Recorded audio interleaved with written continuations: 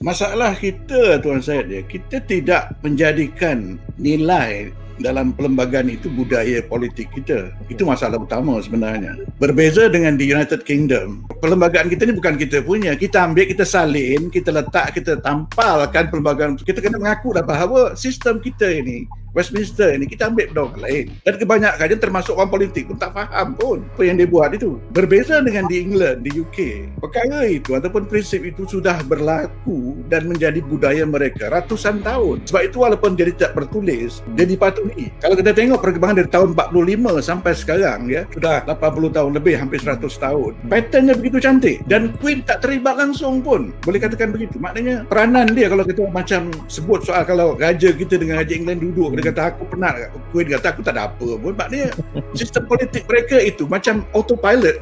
Kenapa? Sebab convention itu memandu. Yang di sini ini, yang perlembagaan kita, ini convention yang kita salinkan dan kita keraskan jadi undang-undang yang tidak pun mendisiplinkan kita. Itu sebenarnya. Jadi itu yang bila sidang dewan dia kata, dia tak kata bila. Jadi lawyer buruk lah dia kan. Jadi ini budaya yang saya fikir, saya tak pasti rakyat kita sadar atau tidak, tapi rakyat letih tengoklah. Dan di situ timbul cerita tidak patuh, derhaka, sebab tak relevan pun. Sistem politik yang matang, yang betul, yang baik. Jadi disebut oleh banyak sarjana sains politik pun, ialah sistem yang tidak bergantung kepada raja dan istana. Kalau sistem itu bergantung pada raja dan istana, something wrong with that system. Ini disebut dalam hubungan satu ketika, kalau tuan saya masih ingat, kekecohan di Thailand pada tahun 90-an itu. Mereka mengatakan bahawa apabila sistem itu bergantung pada istana untuk mendapat ketenangan dan juga stability, something wrong with that system. Maknanya ada yang tak kena dengan sistem parti dia, dengan budaya politik dia, dengan parti politik dia, dengan disiplin orang politik dia. Itu ada masalah.